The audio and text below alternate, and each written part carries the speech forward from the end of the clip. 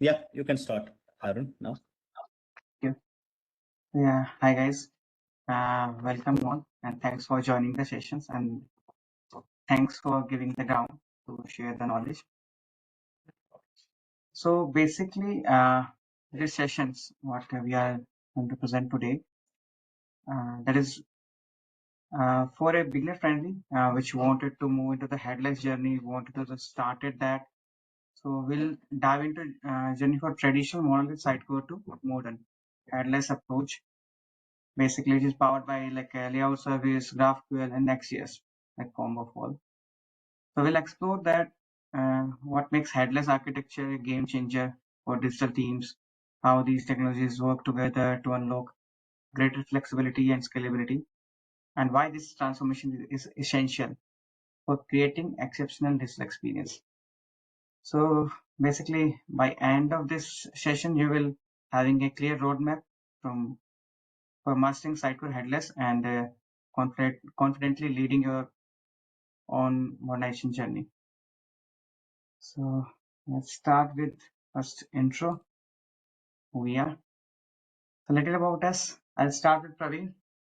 He's recognized as a Sitecore Technology MVP in 2025, and he's highly proficient in Sitecore's range of product, like from classical implementation, like which is MVC and all, to cutting edge XM Cloud and Sitecore Search. He's always learning more, and just often you find him to sharing thoughts on Medium, blogs on or LinkedIn.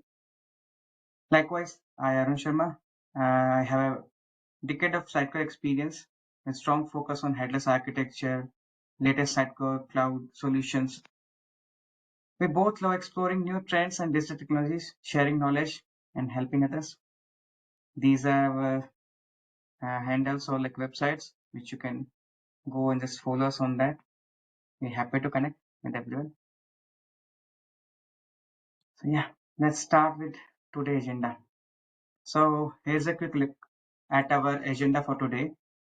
We'll start with a brief overview of what Sitecore Headless is, and then we'll dive into why so many teams are making the shift to headless development, why it is needed.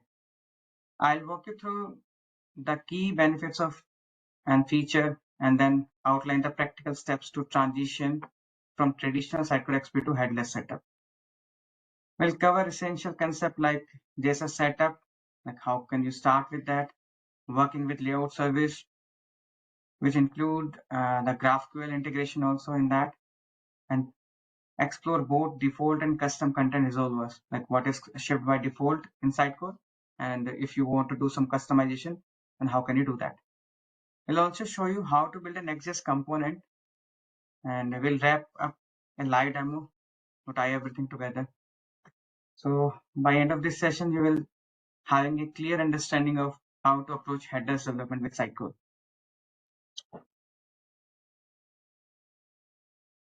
Okay, so first question, what is headless? As the picture shows, without head, no. So Sitecore headless architecture basically separates the content from its displayed. So making it possible to deliver content across multiple platforms and devices through API. This means developers have a freedom to build interactive web applications, while the content author marketers can easily manage the content itself. So both are at different places. Sitecore JSS take this a step further. Front-end teams can use popular JavaScript framework like React and Angular. Basically, we more focus on the React one because we adopted that React part, and Sitecore also recommended that one. So they can use that to render the content anywhere on any device or browser. This separation allows both technical and business team to work efficiently in parallel, driving innovation and faster time to market.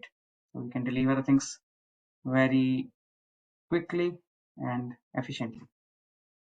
So yeah. So what is Sitecore JSS?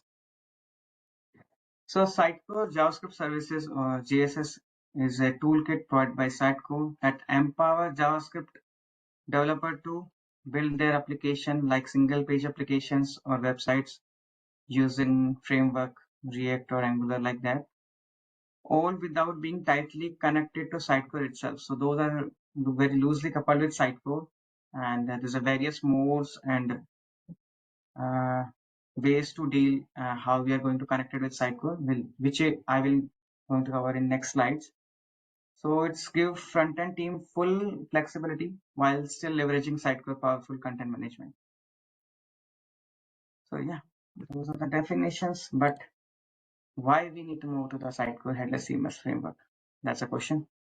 So yeah, moving to Sitecore Headless CMS lets us easily reuse the component contents across different channels, different devices. We can use it and give the content author more flexibility to deliver seamless experience, and makes it simple to integrate with other applications. As it is not tightly coupled with the Sitecore, we can consume that data with different devices. We can consume that through layout service, GraphQL, APIs and all, which Praveen will going to cover in later in slides. So, and also a demo for that. So basically this approach is all about making content delivery more agile and future ready. So benefit of headless development. So yeah, that is flexible, scalable performance, future proof. So basically headless development is in Sitecore allow us to use front-end technologies, scale component easily, and we can deliver content faster across multiple devices. It gives our teams flexibility, improve performance, and help us to future-proof our digital experience. So these are the theory, but that practical will be, we also cover the practical stuff also. So we're just setting our context, like what it mean by that. So yeah, feature of headless, we having a layout service and a dictionary service, and we having a GraphQL, which is like widely used in exam cloud also, and it support multi-language, multi-site setup, which is we support in traditional Sitecore also. So yeah, so, here we cover some steps which we need to keep in our mind while doing the transition from traditional XP solution to headless development. So let's look at the key steps for transitioning from traditional XP to headless development. We'll start by evaluating our current setup. We need to review our existing XP implementations, and if there is any area which we can improve it. So we need to have a look on that part, and we need to observe the implementation, how it is getting implemented and what we can do improvement. Once we're done with this particular step, then we need to plan the transitioning by defining the project scope and the objectives, and we need to select the front-end technologies which we are going to use it. So in our project, we use React plus Next.js for the server-side rendering, and then we're planning for the content migration and the setups of API and all. Once that step is done, then we need to set up our headless environment, which include implementing Sitecore Headless, Sitecore Services, and configuring the API for content delivery, and setting up the experience edge if you're using a SaaS-based solution like Exam Cloud. So how we going to do a setup and all that we also cover in this presentation. Okay. Once we done those steps, then we move on front-end development. We need to build the front end using our chosen framework, which is chosen at earlier step. Then we need to fetch the Sitecore content from the APIs like layout service, GraphQL. We need to handle the routings, state management, and other stuffs which is required for our applications.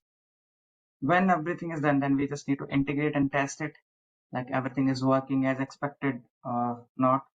And we just need to deploy our solution, and we need to validate if all things are working perfectly fine or not. If it's required some enhancement or changes, then we need to do that.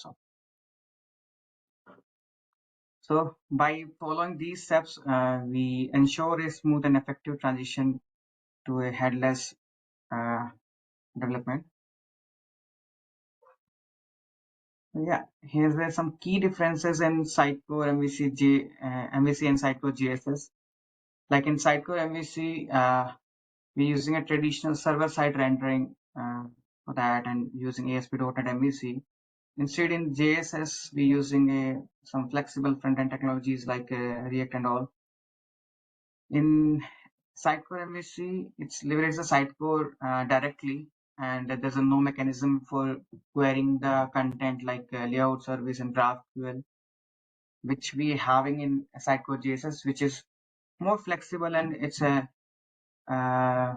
provide more flexibility and its performance that is better than the MVC, because the MVC is based on server side rendering, and it's we need to deploy. If we need to deploy, then it's required restart and all. But in other case, JSS is required. If we do any changes, it's instantly we are able to see that changes. In deployment part, like we require a traditional web servers for that, and instead in Sitecore is a modern platform, like it's a scalable and high performance. We can use SSR also for that. In Sitecore MVC, we use MVC Rages, APIs and all. In JSS, using a modern JavaScript framework, which is much faster. So once we move to the headless, so there's a two way to start the project. One is a code first and another one is a Sitecore first. And that is completely depend on your team, in which tech stack they are more proficient. So basically, code first is for the team which is more into the front end. Let's say your team is having a more front end person, and they are not having some side post peoples at this moment. So you can go with a code first approach. And if your team is more towards the Sitecore persons are there, so they can start with the Sitecore first approach. So what are the key things in that? Like in code first approach, like templates, component, and layouts, like everything is defined in code itself, and they need to configure it, and it is more technical setup basically, because they must aware about the how to define the JSS project in that and how to use it. So they must require the Sitecore JSS knowledge, even though those are React projects, but still they needed a Sitecore JSS things to be configured there. As everything is in a code first approach, uh, compared to that Sitecore first, templates, component layout, everything is in Sitecore itself. So if your team is more aligned to the Sitecore side, they can start with Sitecore first approach. They can create the templates, presentations, renderings. They can configure the pages. So there's a create a structure until the React persons or React team. So the team is not involved in your project. They can start with Sitecore things. They can define the various definition items, configure the renderings, page, everything at that place. And once the team is there, then they can do the synchronization and they can use it. In code first, like as I told you, like everything is in a code, so it's a more technical setup. It's require automated deployment to push the content to the Sitecore.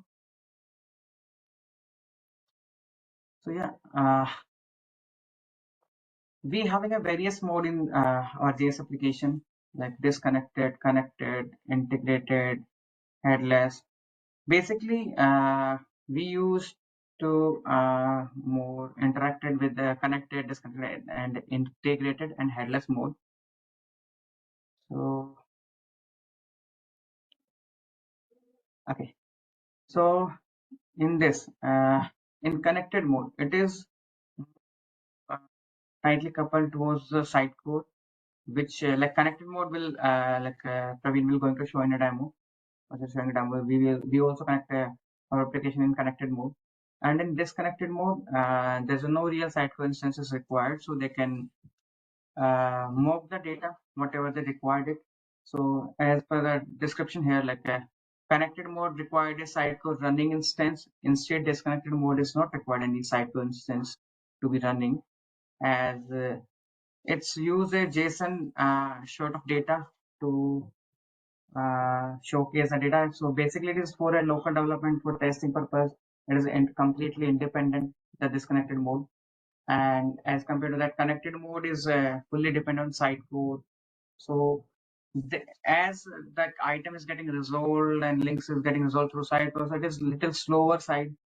And disconnected mode, as it is data is coming from the JSON, so it is faster, lightweighted. We can changes any data at a real time, and quickly we can do a validation. So yeah, these are the two modes. Another one is like integration mode and the headless mode. So integration mode is somehow like it's hardly like tightly coupled with the front-end applications, so which is running inside the Sitecore itself. So and in headless mode, it is not tightly coupled, so it is completely decoupled. So basically, the front-end application is separated from Sitecore solution, and it is just consume the Sitecore data through various APIs like layout service and example. So no, sorry, example. Layout service and GraphQL APIs. And in integration mode, the front-end application is deployed in the Sitecore's web root itself.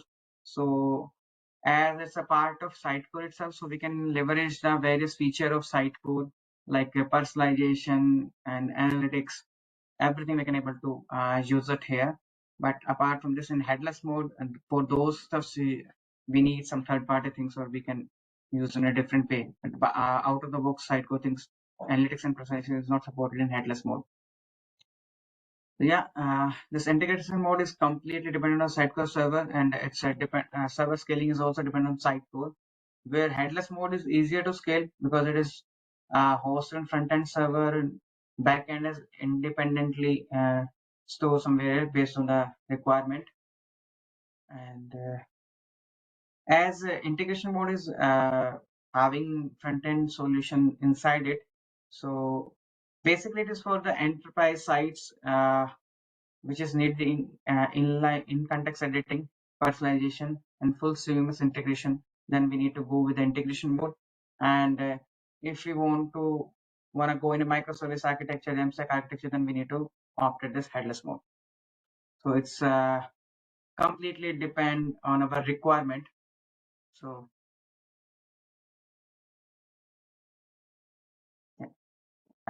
JSS setup. Yeah. So from here, I'm just handing over to my colleague Praveen. Praveen, could you please share your screen and start this?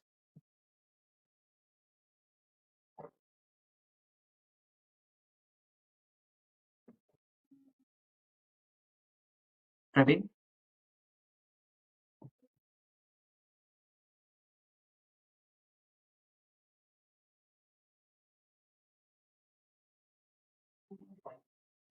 Let me check with Praveen.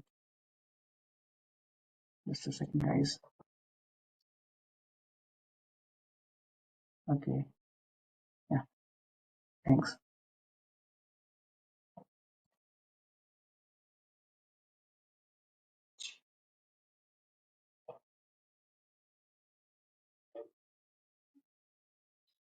Praveen, you're not audible, I guess. Praveen, yeah, you're not audible, Praveen. Let me check.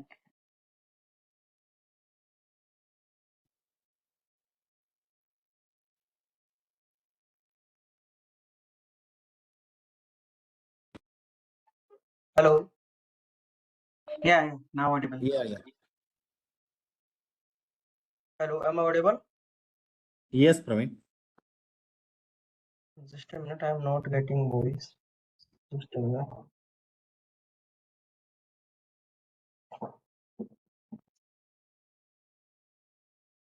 Praveen, if the bandwidth is not good, okay, you can stop stop the video and you can share it.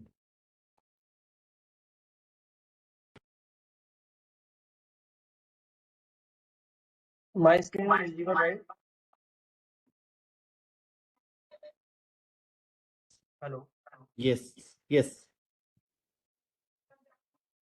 Just a minute.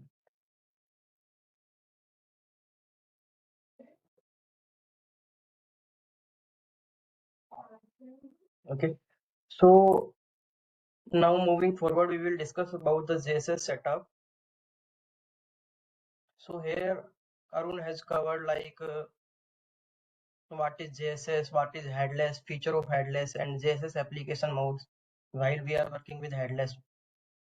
So yeah, as the setup step, I am assuming here you have Sitecore vanilla instance in your system. So moving forward to do JSS setup, you will need to download and install the Sitecore Headless rendering package in your system. So for that you can use this link. So with the help you can find the JSS package which you want. Like according to your Sitecore version, if you have Sitecore 10.4 version, that you will need the rendering 20 package, and if you have 20, if you want 21, then you should have Sitecore 10.3. So according to your Sitecore version, you can download and install the JSS package in order to do headless development. Uh, Apart, if you Sorry want to stop also you, with SXA, Praveen. Sorry to stop you. I guess you are sharing only the am I presentation. audible? Yes, you are. But I guess you are only sharing the presentation. We are unable to see Hello, the other screen. hello, am I audible to you? Yes, Praveen, you are audible. Yeah, just a minute.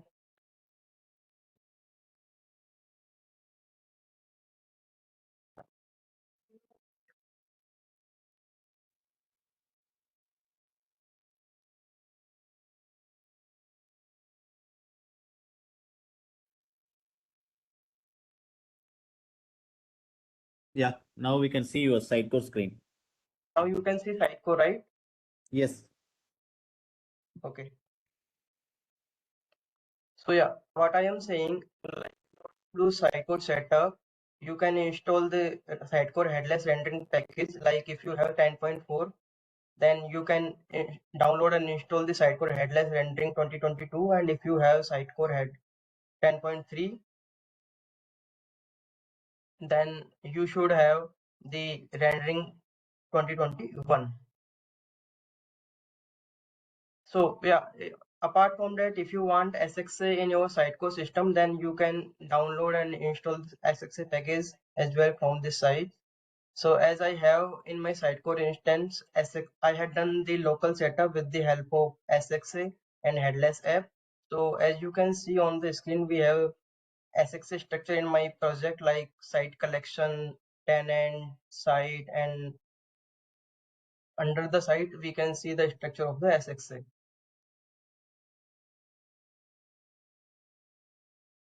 So yeah, this is the initial step for the setup. Like you have installed the Sitecore Headless JSS package in your system. Apart from that, in order to do the JSS setup, you should have one API key in your system. So for the API key, what you will need to do, like you need to create one API key in your system, like system setting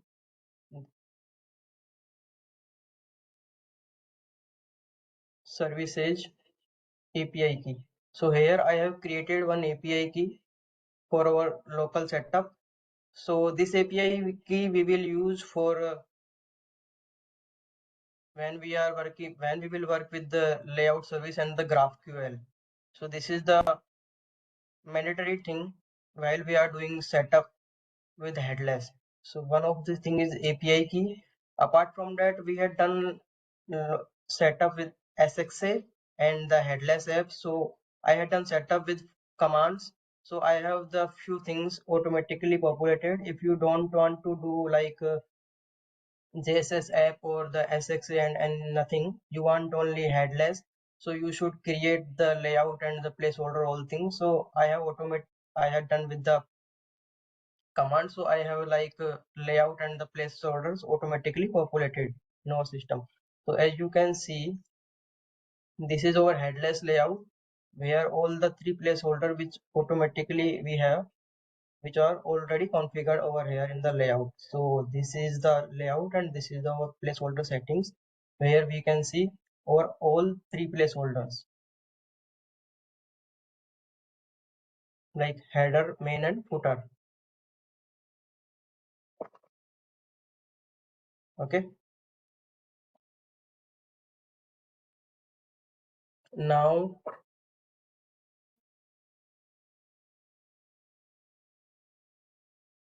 now we had done with the local setup. I'm assuming you have now local setup. Now moving forward to our slides and see the further steps.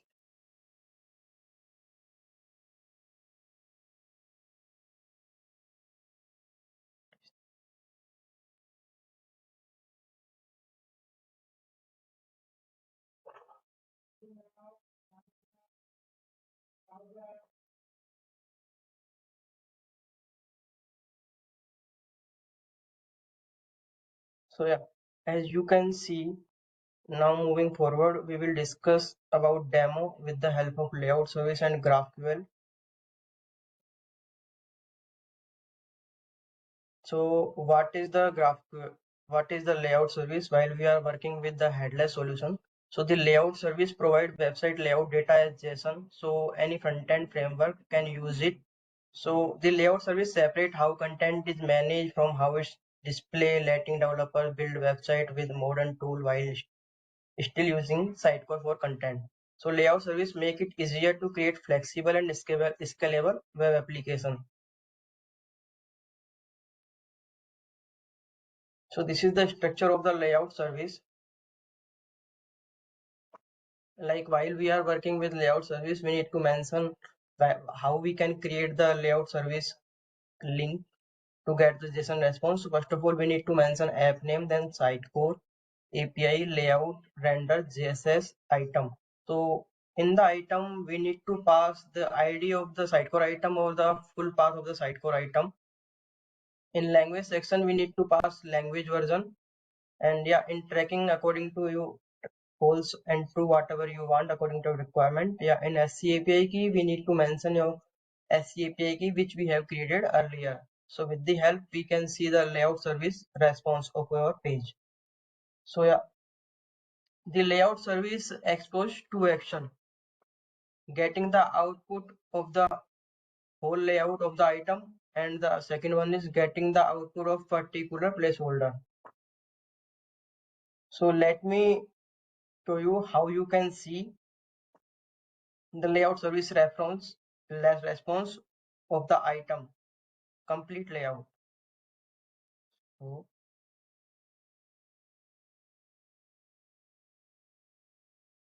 here we have created some pages for the demo purpose.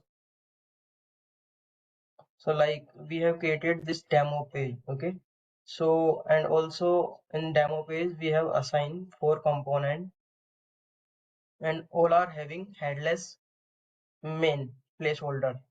So first of all, let me tell you also how you can create rendering.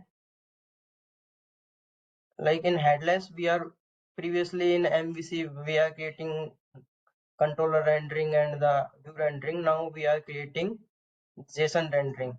So once you click here, once you right click, insert. So here is one option available, JSON rendering. So once you will click on the JSON rendering, here you should take care of one thing, like in the component name section, you need to mention your component name. Like this is the card component. So this is the mandatory thing while we are working with the JSON rendering. So now let me show you the JSON response of this demo page. So this is the ID of the demo page, okay, which we are mentioning here, like we are pasting here. With the help, we can see the response layout service response of this page. So as we mentioned in earlier slide, we need to mention our app name, Sitecore API layout render JSS. Then in the item name, we can mention the ID of the item and the full path of the item. and the SC API key. So with the help, we are getting the demo page complete layout service response. So in this, what we are getting in route, we are getting all the fields of the demo page, and yeah, in the placeholder section, we getting all the components which are on the demo page. So in demo page, as I showed you, there are 4 components we applied, and all are on the headless main placeholder. So as you can see here, we are getting component name which we are created with the help of JSON rendering. So this is the component name, and we are getting all the detail of this component. So we are getting all the 4 component in layout service response of the demo page. So this is how you can see the layout service response. This is the first one. And when we talk about this second one, how you can get particular placeholder. So let me show you this one as well. So yeah, as you can see here, we are getting only headless main placeholder component over here. So this is the ID which we are using, like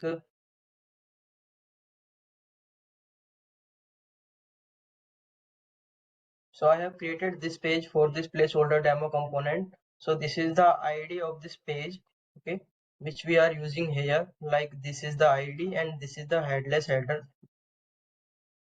main placeholder. So let me show you first of all the component on this page.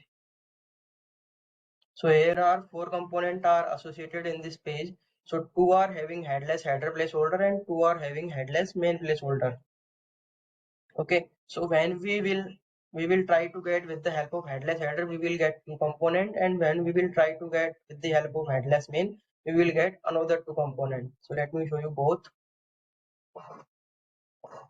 So yeah, now we are getting the headless main placeholder on this page. So we are getting 2 component over here. As you can see, first one is card component and second one is resource GQL component. So let me show you, like on headless main placeholder, we are having card and 3 source GQL component. Let me change the placeholder name here.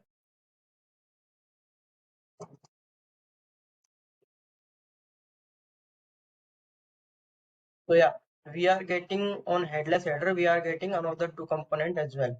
So this is all about what we showed you here. So this is the second one, getting the output of particular placeholder with the help. Like if you are working with something complex thing and you want to get only the placeholders, means on the header placeholder how many components are associated. So with the help of this URL you can get. Now we will discuss about the rendering content resolver in Sitecore Headless. So what is the rendering content resolver? Rendering content resolver help us to decide what content to fetch and send to app for each round. So there are different types of default content resolver are available.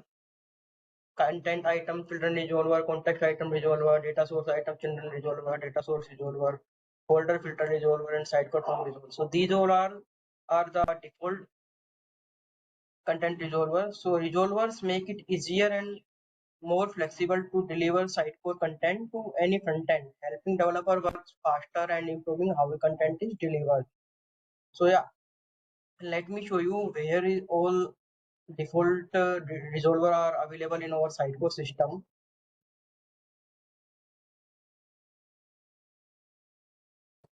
So in system setting, now in system modules, layout service, and rendering content resolver. So here you can see all the default content resolver which we mentioned in the slide. Okay, so let me show you how you can use the context item children resolver. I will explain this one, means how can you use the default content resolver. So what it will do, it will resolve the children item of the context item. So let me assign this resolver to one of our JSON component. So yeah, this is our content resolver component. Okay, and on the JSON rendering you can see one section layout service. Here you can assign the resolver to your rendering. So here I have assigned this context item children resolver to this rendering. Okay, now I am assigning this rendering to one of our page. So this is our content resolver page. Okay, where we have assigned this rendering content resolver. Okay, so what should it will do? Okay, this is our context item. It should provide the card 1 and card 2 us as a response of the layout service. So let me check. Let me show you. We are putting the ID of our page here. So yeah, as you can see, the output of content resolver page, here we are getting headless main placeholder. Okay, or in headless main placeholder, we are getting content resolver component. So what should it, we will get the card 1 and card 2. So here we are getting card 1 and card 2, which are the children of our context item. So that I had done, like context item children resolver. Apart from that, all these are you can try and implement in your solution and check. So when we talk about the custom rendering content resolver, so custom rendering content resolver helps and send organize Sitecore content to front-end app. So it lets developer to get not just the main item data, but also all the children and grandchildren using the API. Unlike the default resolver, which only gives direct item fields, a custom resolver provides full content detail for more complex website. So this make it easier to build modern web experience with flexible and complete data. So nowadays, why we are using custom rendering content resolver, we can do also with the help of GraphQL. I will show you. But yeah, if you have some business logic, then in that case, you need to use the custom rendering content resolver. But yeah, when you are working with some cloud, so they are not supporting the custom rendering content resolver. You should do with the help of GraphQL or something else. So let me show you how you can implement custom rendering content resolver. So for that you need a code. So I have created one MVC project in our Visual Studio where you need to mention your resolver, means which resolver you are working. You need to provide reference. So it will work as a previously while we are working with the controller. So we are providing the reference and the DLL name in controller rendering part. So it is more or less same. Let me show you in Sitecore how it will work.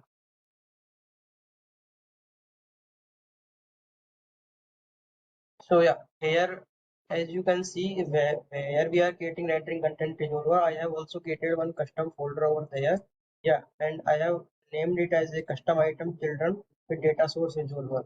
Okay, where we mention the path of the reference and the DLL reference over here as mentioned here. So in this resolver, what we are trying to do, we are trying to do get like data source item and the contact item children. So we are getting all both in one and providing in JSON format. So we are resolving these two things in single resolver. Okay. So let me show you. So this is the resolver we have created. So yeah, again we need to assign this resolver to one of our rendering. So we have created this JSON rendering and we have assigned this JSON rendering to this resolver custom created custom content resolver. Okay. So yeah, now let me assign this resolver to one of our page. So I think so this is assigned on this finance page. Yeah, as we can see, this is the our contact item and I have also assigned the data source item over here. So it will provide the data source item and the children of the contact item, means it should provide the card 1 and card 2 and data source item as well. So yeah, let me try to fetch the layout service response of this page.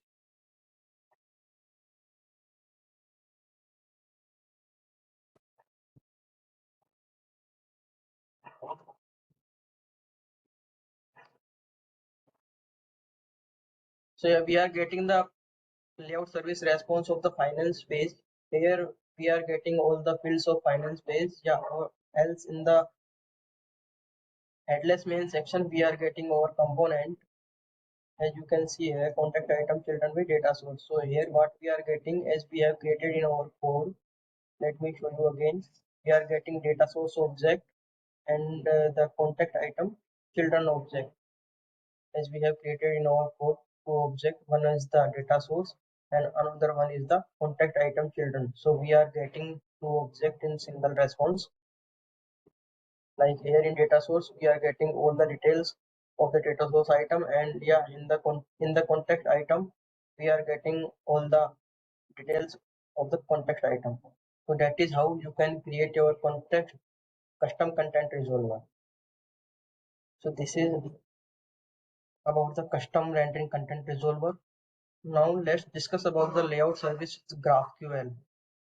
So when we talk about the GraphQL, so using GraphQL with Sitecore layout services, developer using GraphQL with Sitecore layout service, developer request only the content they need for their apps. So GraphQL helps avoiding sending extra data and things faster and more efficient.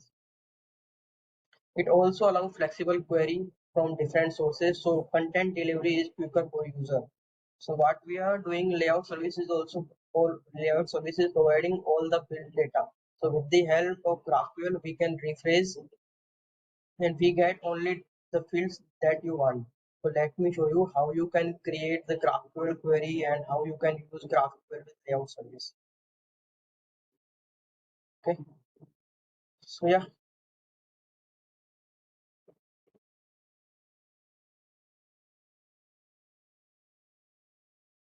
so this is your GraphQL playground. So in the GraphQL playground here, you need to mention, you need to write your query, and yeah, in the query variable section, you need to provide your query variable if you are using any query variable in your query section. Or yeah, in the header HTTP header section, you need to provide the SC API key which we have created earlier. So apart from that, yeah, in the help with the help of docs, you can get reference, means how you can create your GraphQL query. So with the help you can take references and you can create your own GraphQL query. So what we are doing here, like we are getting data source item which we have passed here. So we can pass same or more like layout service. We can pass the path of the item and we can pass all of the we can pass also ID of the item. So yeah, this is the data source item and we are checking also the language version over here.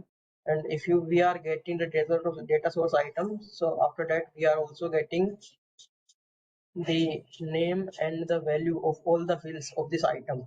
So as the response, we are getting the title field, description field, image field, link field, which we are having in this data source item. So this is how you can create your layout service.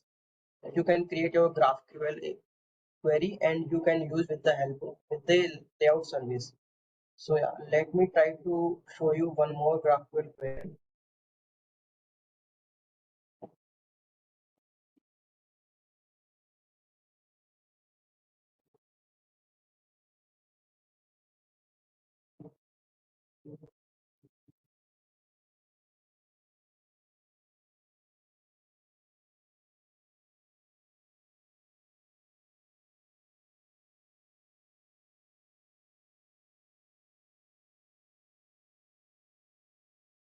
So yeah, here what we are doing, like previously we are getting all four component, all four fields of this data source item. Here what we are doing with GraphQL, we are trying to get only three fields like title, image and link.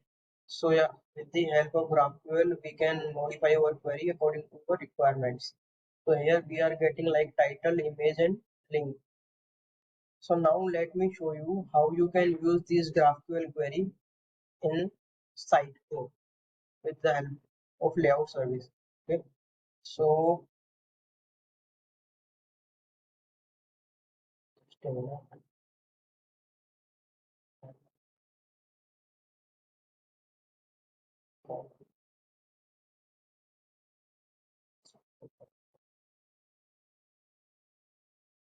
Here we have created one component, like this one is well common. I have named it as, yeah. So in this section, there is a one section available in the JSON rendering, which is GraphQL. So here you can, first of all, you need to try with GraphQL background. If the query will work, then you can mention your query. It will automatically reflect on the layout service response of your item.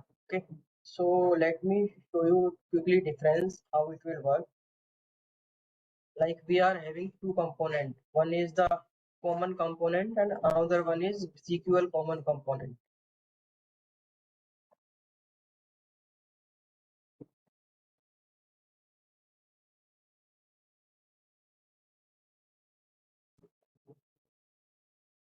So this is the GQL common which we have applied the GraphQL query. So we are getting here title, image and link. And this is the default one where we are not applying the any GraphQL query. So we are getting all the fields. So this is the main difference why we are using the GraphQL. Okay. So this is the main why we are using the GraphQL. Now moving forward,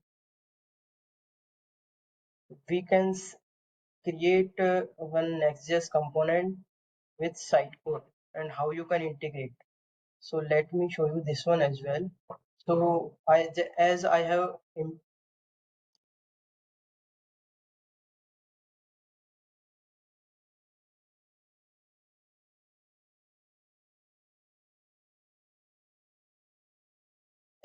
done setup with the JSS app with Next.js and the SXA. So yeah, let me show you how you can create the JSS component in Next.js as well and how you can integrate with Sitecore. Okay, so there is one command JSS scaffold and your component name. So whatever component you are creating in Sitecore, this name should match with this name. So let me show you how you can create.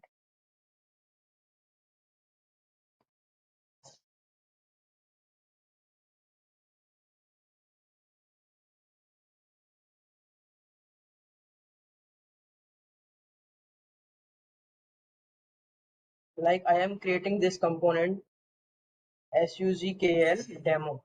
Okay, so it will automatically create one file over here.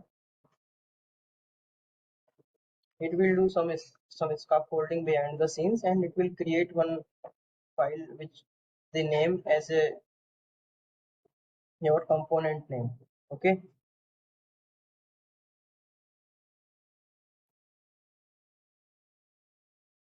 so as you can see here, the component file is created automatically with the help of the command. Okay, so now what you will need to do according, so first of all let me also create one component in Sitecore with the name same.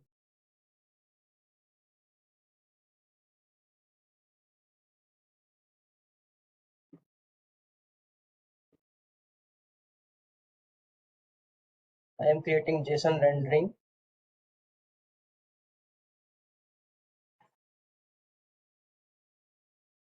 Okay, so I have created this JSON rendering and you should aware about this thing. The component name should be matched which file you have created in Next.js. Okay, so I have created this JSON rendering SUGKL demo, and yeah, let me try to. I have also created one page over here SUGKL demo. So let me try to put this component on this page.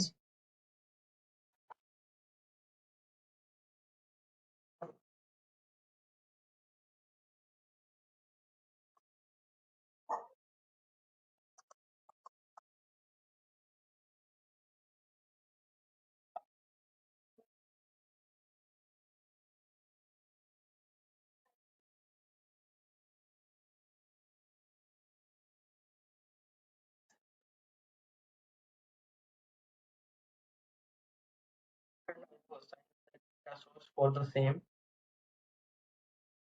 Now let me check the layout service response of this page first of all.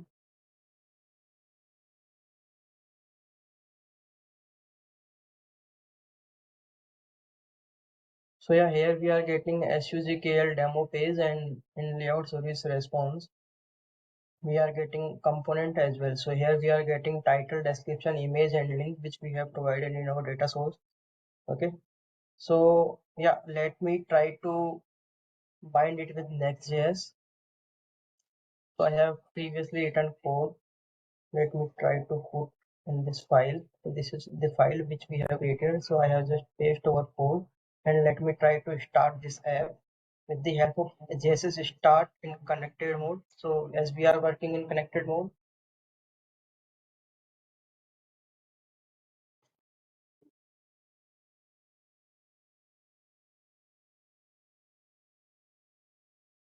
so once you run this command, so it will locally open in your system as a local host. So we can see localhost 3000 on, we can see our page. Okay, so let me try to fetch the page. Yeah, here you can see.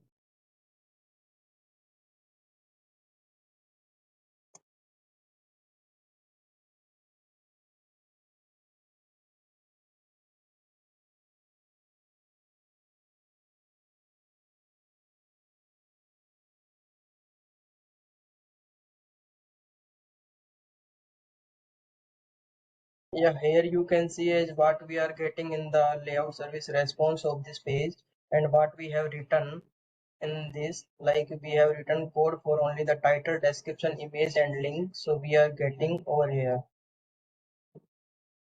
like this is the title, this is the description, this is the image, and this is the link. So this is we have created for the demo purpose. So yeah, all about this we have integrated GraphQL, layout service, Next.js, all these things we have mentioned over here. I think you get the knowledge, like how you can integrate your JSS app with Next.js, GraphQL, and all these things. So yeah, now we are done with our session. Now we are open for the suggestion and the questions, and if you have any suggestion for us, like as we are also in all learning phase, if you want to provide some suggestion and feedbacks, also we are open for the question if you have any. Thanks, Praveen, for sharing the session.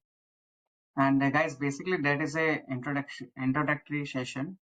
So we are planning some detailed session also in coming month. So yeah, if you have any suggestions which you wanted to know more about it, then yeah, we are happy to share that.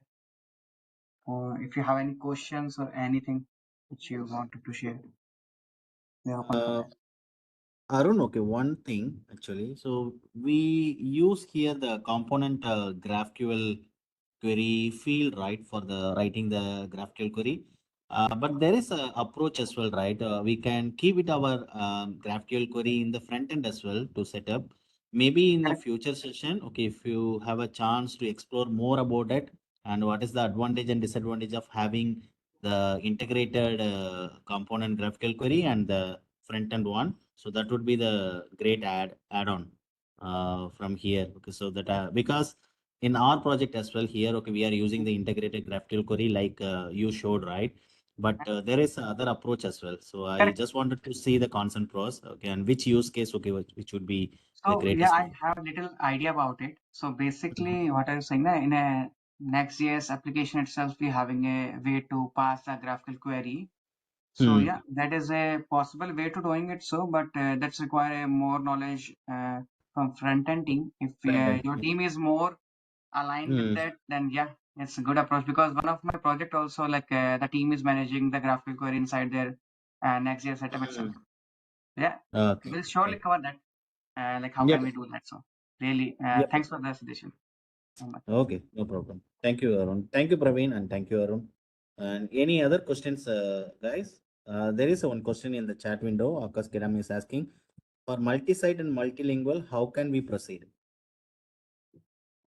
Yeah, Akash. So basically, like how the Praveen sharing that now, like you can get the content for a specific language and for specific path, specific websites. So in a parameters you can specify, like what you needed that, and based on that you can filter out the content for your websites, like which language you are targeting for that. So basically you need to just change the query parameters and you will get the respective results in that. Praveen, you want to add something in that? Yeah, it's totally depend on your for what he is asking. I don't getting like for GraphQL for layout service. Yeah, when we are working with GraphQL, we can pass the in query parameter. We can pass our language version as well. And when we are working with like for the layout service, we can also pass the our language version in the URL. Hmm. Maybe for the one thing, Arun, actually, maybe for multi-site, okay, we create two site definitions, right? Maybe we can pass it like SC underscore site, okay, the parameters to vary between the two sites. And also, as Praveen mentioned, okay, we can pass the language as well for the Correct. multi options. Correct. Basically, I mentioned we need to change the parameters. Basically, parameters are only the Yeah. things what we need to consider Yeah. for multi-site and multi-language. So there's a various parameter which you can use it, like the Yep. which one you mentioned, like as a site. Same. Yep. Yep. Thanks for pitching. Yeah. Thank you, Arun. And yeah, any more questions, guys?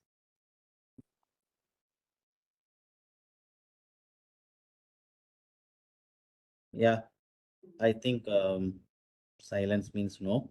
No. Yeah, If you thank you have any so questions much. later on, also then you can reach out. We're happy to answer that. Yeah, definitely. Yeah. Okay, so thank you so much, Arun and Praveen, for the very good session. And also, I can proudly say that this session has a more audience, I can say, for the SUG Kuala Lumpur. So I can be proud of. Yeah, so totally 17 people joined in this meeting, and so they got all your knowledges, right? Okay, so that's what the impact is like. So we are learning and sharing together as a community. So it's great. So anyway, okay, I'm going to share the YouTube videos in next week before our nomination ends. Yeah, so I will share the link. Thank you so much, guys, for joining, and thank you once again, Praveen and Arun, for this session. Thank you, Thank Mohammed, you everyone and for thank joining. you all. Thank you for. Thank you, Thank everyone. you. Bye bye. Thank you, guys.